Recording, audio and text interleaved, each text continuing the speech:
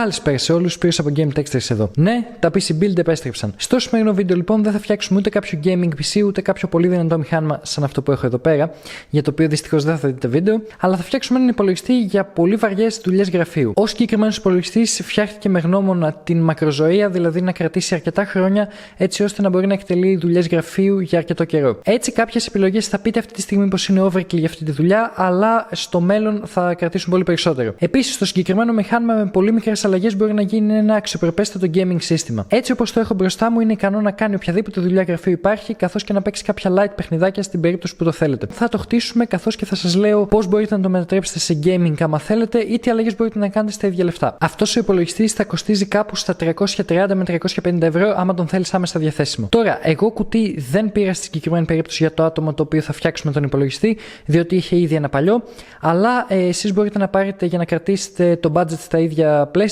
ένα SuperCase F75A ή κάποιο Calling KLA 007. Και τα δύο αποτελούν πολύ καλές επιλογές σε αυτά τα χρήματα. Δεν είναι κάτι το τρομερό σε κουτιά, αλλά για το συγκεκριμένο σύστημα κάνουν μια χαρά. Λοιπόν, ας ξεκινήσουμε με τη μητρική. Η μητρική είναι μια GB H410M S2 της Gigabyte, όπως είπα και πριν.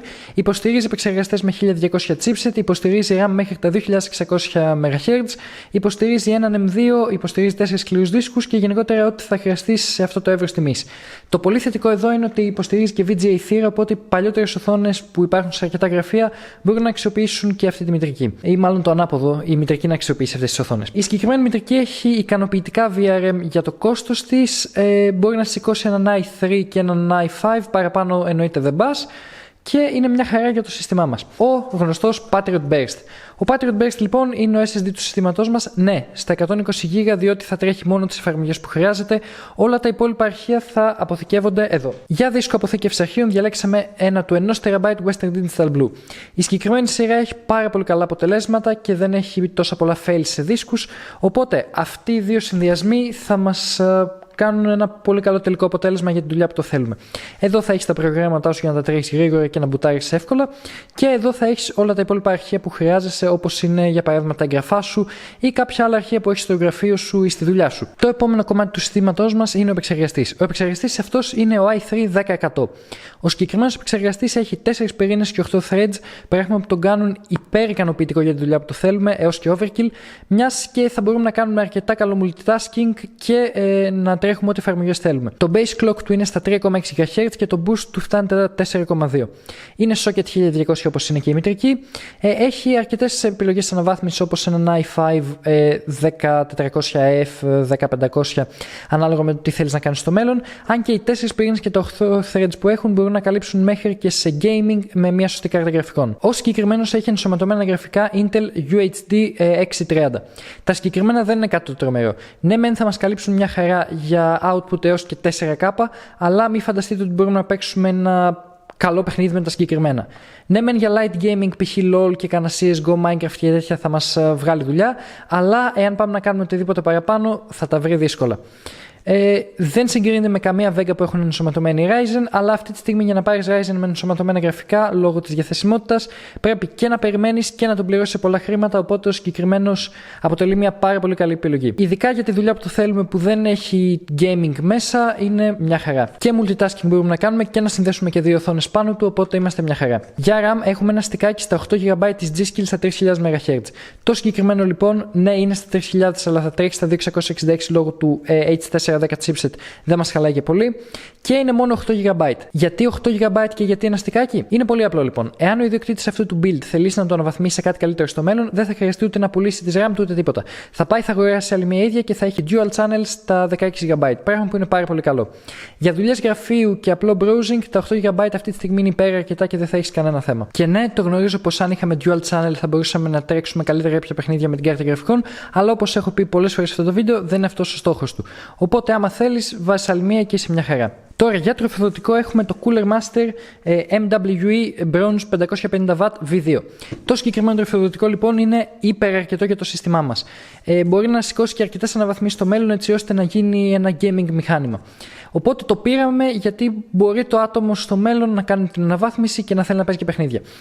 Λοιπόν, το συγκεκριμένο έχει αρκετά κομπλέ ποιότητα, μπορεί να δώσει τα αναγραφόμενα watt και έχουμε το κεφάλι μας ήσυχο, μιας και μπορούμε στο μέλλον να σηκώσουμε και πολύ δυνατές κάρτες. Τώρα, για κουτί έχουμε ένα το οποίο πραγματικά δεν γνωρίζω ποιο είναι, πρέπει να είναι κάποιο της NZXT από pre-build, αλλά όπως είπα και πριν, μπορείς να πάρεις ένα Supercase F75α ή κάποιο calling, όπως είπα και πριν, στα 20 με 25 ευρώ και η τιμή να μείνει πάλι κάτω από τα 350. Τώρα, άμα θέλεις να μετατρέψεις το συγκεκριμένο μηχάνημα σε gaming και να πάρεις κάτι παρόμοιο στα ίδια λεφτά, έχεις δύο επιλογές.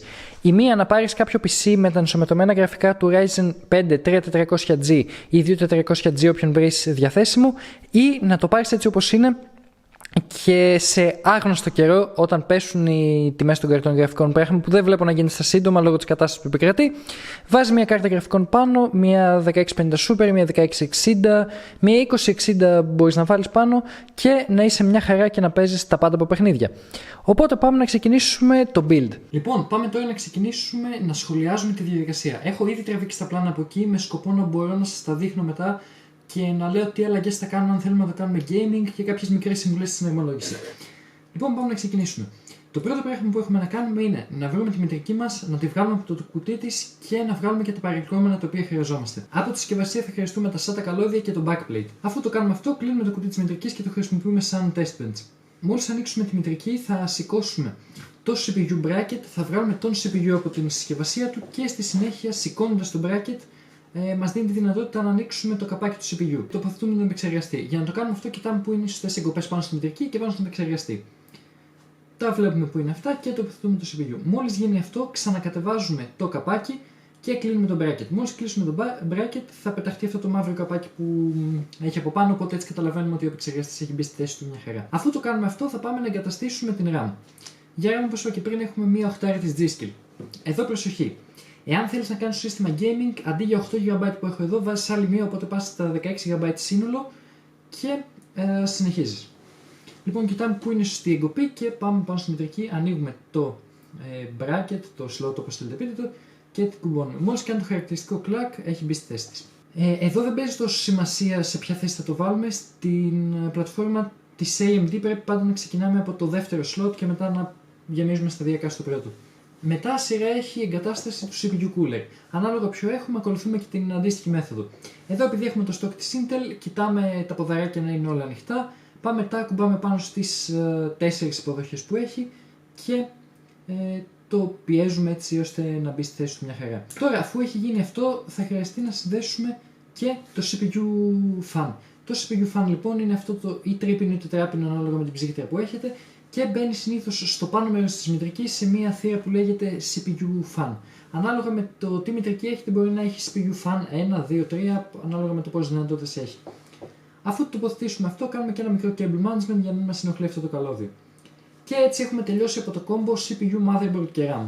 Σειρά έχει το κουτί. Για να μπορέσουμε να εγκαταστήσουμε τη μητρική στο κουτί, θα χρειαστεί πρώτα να έχουμε περάσει τα καλώδια του τροφοδοτικού από τις σωστές τρύπες και στη συνέχεια πρέπει να βάλουμε το backplate. Το backplate μπαίνει στο πίσω μέρος του κουτιού και πρέπει να το ασκήσει λίγο πίεση για να μπει στη θέση του. Αφού το έχεις κάνει αυτό, είσαι έτοιμος να προχωρήσεις στην εγκατάσταση της μητρικής.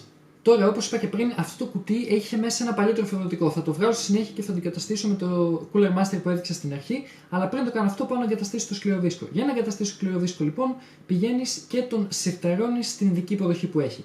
Αφού το κάνεις αυτό, τον βιδώνεις για να μην φύγει από τη θέση του και είσαι έτοιμος από τον σκληρό δίσκο. Για τον SSD ακολουθούμε την ίδια διαδικασία. Τον βάζουμε στην θήκη που έχει και τον βιδώνουμε και αυτόν. Αφού συνδέσουμε και τον SSD, δίνουμε την κατάλληλη τροφοδοσία μέσω του SATA που υπάρχει στο τροφοδοτικό μας και τον συνδέουμε με τη μητρική μέσω του SATA καλωδίου. Τέλος, πάμε για την εγκατάσταση της μητρικής στο κουτί. Αφού έχουμε βεβαιωθεί ότι όλα τα standoffs, δηλαδή αυτές οι χρυσές προεξοχές, είναι όλες στις σωστές θέσεις του κουτιού, συνήθως το κουτί το γράφει στο manual που πρέπει να τα βάλεις για τον τύπο της μητρικής που έχεις. Πάμε και ευθυγραμμίζουμε την μητρική με το backplate και τη βάζουμε στη θέση της. Αφού γίνει αυτό, συνδέουμε και τα καλώδια που χρειάζονται, το 24πινο, το 4πινο ή 8πινο ή ακόμη και 2 8πινο ανάλογα με τη μητρική που έχουμε. Στη συγκεκριμένη περίπτωση είναι ένα 8πινο και βάζουμε τη μητρική και τη βιδώνουμε.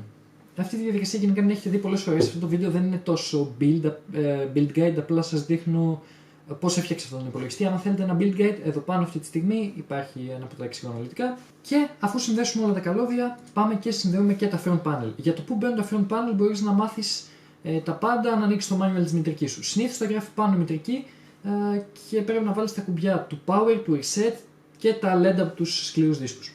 Αφού γίνει αυτό, είσαι έτοιμος. Στην συνέχεια συνδέεις και τα καλώδια των σκληρών δίσκων πάνω στη μητρική. Τώρα, αφού το έχεις τελειώσει όλο αυτό, το build σου είναι έτοιμο. Στο τέλος λοιπόν κάνεις το αναγκαίο cable management και κλείνεις το πίσω καπάκι. Και κάπου εδώ φτάσαμε στο τέλος. Οπότε πάμε για τα τελικά συμπεράσματα. Και κάπου εδώ φτάσαμε στο τέλος του βίντεο. Φτιάξαμε ένα PC build για δουλειές γραφείου και λίγο light gaming, το οποίο είναι εύκολο να βαθμίσουμε σε ένα gaming μηχάνημα.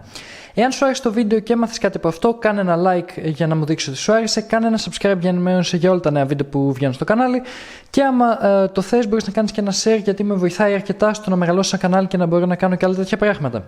Επίσης, όλα τα κοινωνικά δίκτυα βρίσκονται κάτω στο description για να ρωτήσεις κάτι, μπορείς να μου στείλεις προσωπική απορία είτε στο Instagram είτε στο Facebook ή μπορείς να μπεις στο Discord server όπου εκεί πέρα υπάρχουν αρκετά άτομα τα οποία μπορούν να σε βοηθήσουν με όποιο πρόβλημα έχεις. Αν το γνωρίζουν φυσικά. Αλλιώς περιμένεις να μπω εγώ ή κάποιος που γνωρίζει. Ναι, ξέρεις πώς πάει αυτό. Λοιπόν, αυτά από μένα, τα λέμε στο επόμενο βίντεο. Γεια σας!